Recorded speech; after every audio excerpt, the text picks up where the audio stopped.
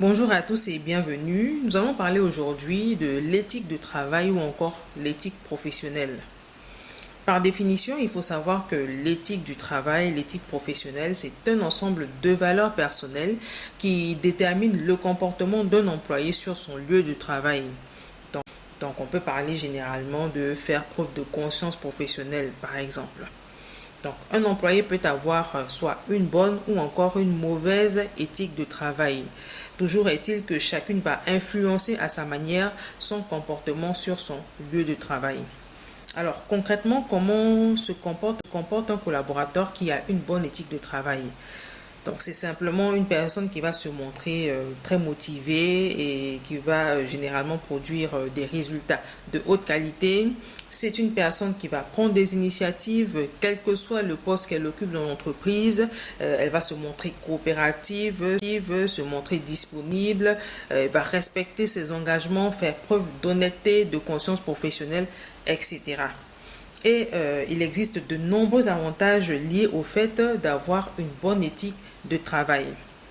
Premièrement, en l'ayant, vous allez susciter la confiance de vos collaborateurs, la confiance de vos N+1, de vos clients, de vos partenaires, etc. Et vous allez également renforcer positivement votre réputation et votre image auprès de ces différents publics-là. Et ces éléments-là sont indispensables pour pouvoir évoluer dans votre carrière.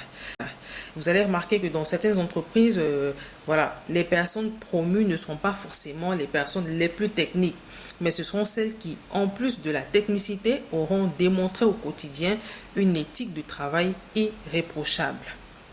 Alors, si une personne a été suffisamment courageuse pour mettre sur pied une entreprise et vous y employez, le minimum en retour, c'est de faire preuve d'éthique de travail.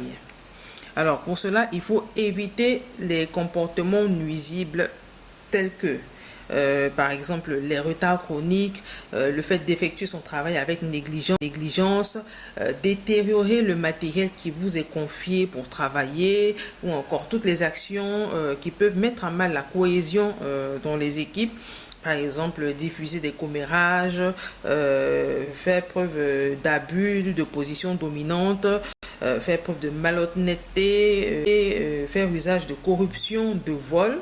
Et on entend régulièrement parler du cas de certains employés, de certains salariés qui vont mettre sur pied leur propre business dans le business même de leur employeur. Donc, ils vont rentrer directement en concurrence avec l'activité principale de l'employeur. Et ce qui n'est pas correct.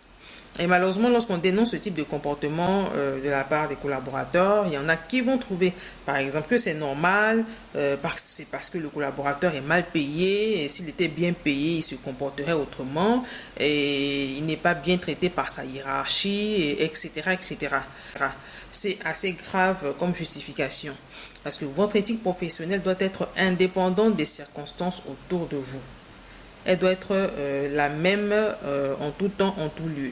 Donc, si vous estimez qu'actuellement vos conditions de travail sont insatisfaisantes, il est beaucoup mieux de rendre démission, de partir en de bons termes, au lieu de vous compromettre et salir durablement votre réputation, ce qui pourrait vous suivre et rendre difficile votre intégration dans une autre entreprise. Donc, du côté des employeurs également, une bonne éthique de travail peut être enseignée à condition que des comportements productifs soient clairement démontrés à vos employés, à vos collaborateurs.